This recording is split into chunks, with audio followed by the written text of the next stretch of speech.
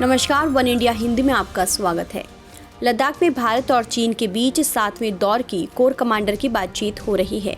पिछले मई से ही LAC पर दोनों देशों की सेना आमने सामने है, लेकिन अब इस बात के संकेत भी मिलने लगे हैं कि चीनी सेना का पीछे हटने का कोई इरादा नहीं है। सूत्रों की माने तो PLA के जवानों को रोटेशन विधि के तहत फॉरवर्ड इलाकों में तैनात किया जा रहा है। ये ऐसे फॉरवर्ड इलाके हैं जहां पर भारत और चीन के सैनिकों के बीच बस कुछ ही मीटर का फासला है। PLA की तरफ से रोटेशन विधि के तहत जवानों की तैनाती का पहला संकेत पैंगोंग त्सो के उत्तरी किनारे पर नजर आता है। यहाँ पर फिंगर 3 और फिंगर 4 के बीच करीब 2000 जवानों को तैनात किया गया है। इतने ही जवान भारत की तरफ से भी तैनात हैं और 8 सितंबर से ही यही स्थिति है। अधिकारियों के मुताबिक भारत की तरफ से जवानों की तैनाती को बरकरार रखा गया है, तो वहीं PLA हर 2 हफ्तों के बाद 200 सैनिकों की अदला बदली करता है। पैंगोंग झील का उत्तरी किनारा वही हिस्सा है जहां पर सबसे पहले टकराव शुरू हुआ था।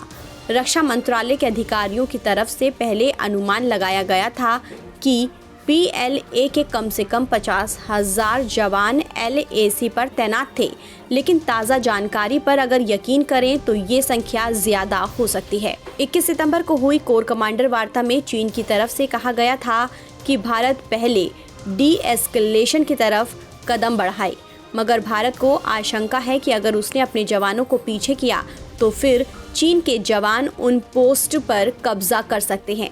चीन का मुख्य लक्ष्य पैंगोंग त्सो का दक्षिणी हिस्सा है। यहाँ पर 29 और 30 अगस्त और सितंबर माह के पहले हफ्ते में हुई झड़प के बाद भारत की सेना ने रेजोंग ला, रैकिन ला पास समेत मुखपारी और गुरुंग हिल पर कब्जा कर लिया है। चीन का कहना है कि ये LAC का वायलेशन है, मगर भारतीय सेना की तरफ से स्पष्ट किया जा चुका है कि ये भारत की सीमा में आता है। भारत और चीन के बीच आज 7वें दौर की कोर कमांडर वार्ता दोपहर 12 बजे शुरू हुई है। सूत्रों का कहना है कि भारत की तरफ से अप्रैल 2020 वाली यथास्थिति को बहाल करने की मांग की जाएगी। आज की वार्ता की अगुवाई लेह स्थित 14 कोर के commander lieutenant general Harinder Singh करने वाले हैं।